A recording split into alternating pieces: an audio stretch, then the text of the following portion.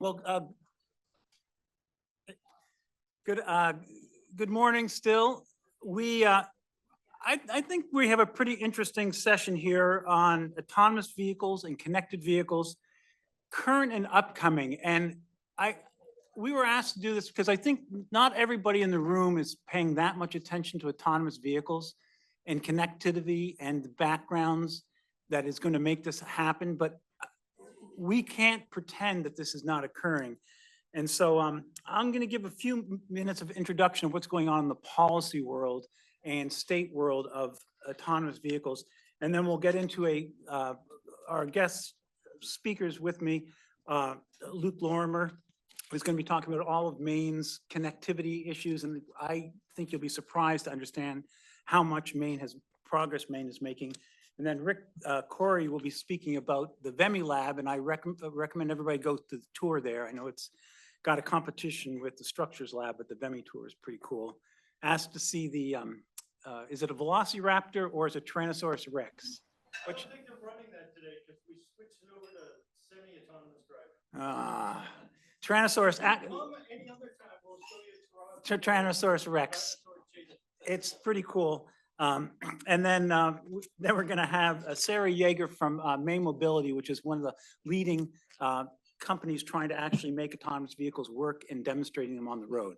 So let me give you just a brief background on what's going on in the autonomous and connected revolution, I would say, beyond what's just in the paper.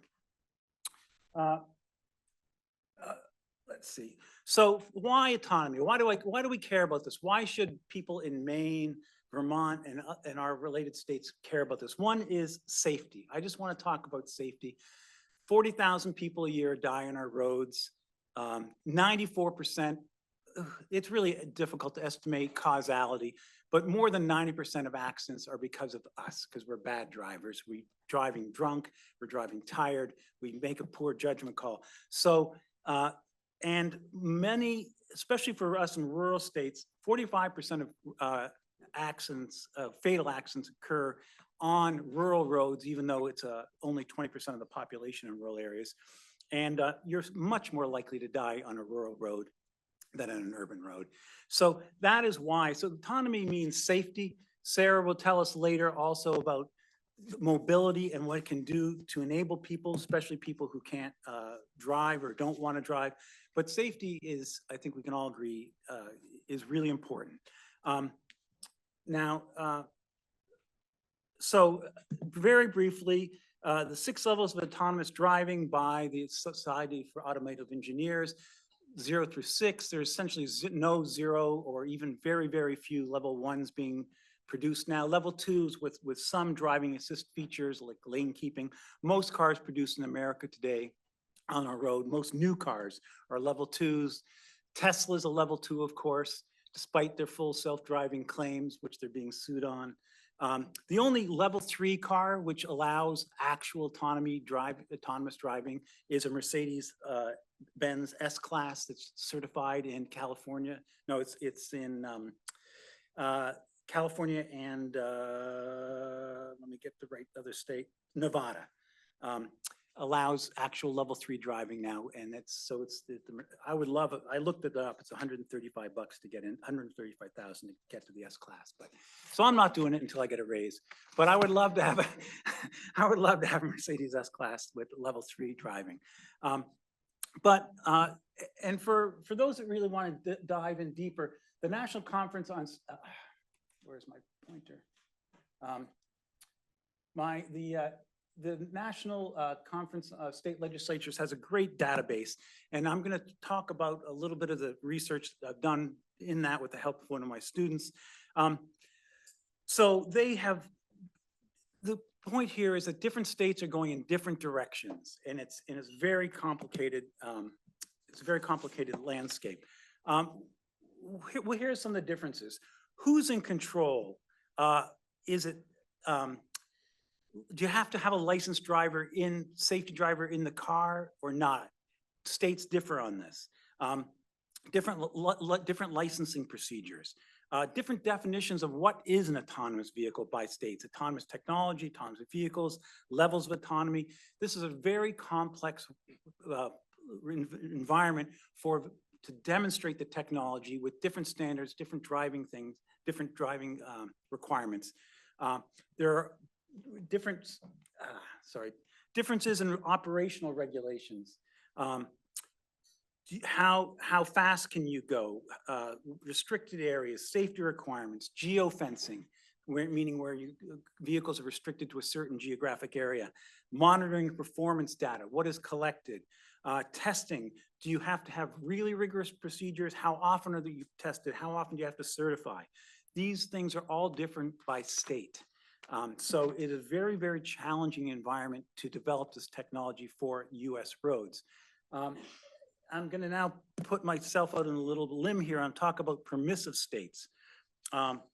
Arizona, Florida, Texas, California, Nevada, Utah, Kansas, Tennessee, North Carolina, and West Virginia is what I've identified as some permissive states.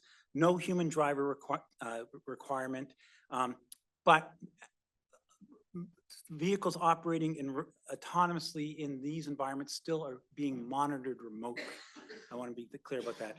Streamlined testing application, limited local control. Some states like Florida prohibit cities and counties from enacting their own regulations. They're trying to standardize across entire states. No town level control. Insurance limitations. So those are the permissive AV states, and Sarah Yeager coming up will talk about, I'm sure she can add some stuff. She's got her pulse on this. Restrictive states, New York, Massachusetts, Washington State, Maine, Connecticut, Vermont, Maryland. So higher regulatory burdens, stricter supervision, geographic limits on testing, mandated safety drivers. Now, will we stay there? We'll see. I mean, Massachusetts Senate Bill 2379 active preempts all local and municipal regulations. New York Senate Bill 344A preempts all local and municipal regulations. Same in Connecticut. Connecticut was enacted, authorizes AV testing across the states, specifying uniform standards. At the federal level, there is the America Drives Act, introduced July of this year, which would preempt state laws requiring a human driver for commercial trucks. It's not passed. It's just in the docket. So that was introduced by a California legislator, HR 4661. So even states with fairly restrictive things are happening around us, and you could get federal preemption. So that is realistic. So in Maine, since we're in Maine, LD 1724 had established a commission on AVs to allow for testing, and then established how Maine goes about testing pilots. It may probably need, in my opinion, will need to be revised for advances in technology and just state of the art that's being developed. Maine is fairly restrictive. One of the requirements in Maine says that if you want to test on local controlled roads, not I-95, must enter a multi-party memorandum of understanding. I think that would be very difficult if you're testing on several towns to have all the towns agree that these are the rules, these are procedures, this is the data being collected. So that may be something that needs to be looked at. It's a matter of trust. It's a matter of local governance, but it is an issue.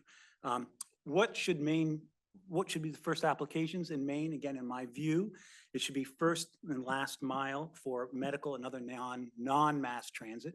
And it should be supporting tourism from states that have autonomous vehicles in those other states. And why first and last transit, first and last mile for transit? Getting the driver out of the vehicle in a safe way lowers the cost, right? That's why Uber in particular is pushing this. That's why Tesla is trying to go for autonomy, because you get the driver out of the car, it's much cheaper. I don't want to take too much more time. I'll just simply say what has to happen for the future. We ought to be sharing data between the vehicles, the autonomous vehicles on the road. They do not have the same protocols. even though you might think they do. A mobility data specification, MDS, is an open source software being used for e-bikes and e-scooters. That is a forward step. It allows, but it is not sufficiently complex in terms of what data is shared, in terms of sensors, disengagement events. That stuff is not all shared in the same protocol anymore. So that's an important issue. Smart infrastructure. Luke Lorimer is going to speak next, and he's going to talk about the connectivity that Maine is building. And did I mess up? It wasn't me, was it? Okay, and then public acceptance and trust are key. And a lot of this, because it's so much, it's going to be driven, in my view, by employment, urban planning, and the economic impacts of autonomy. And that's probably what's going to be driving this. And we need standardized safety regulations. So I will stop with that just to give you some introduction here. And now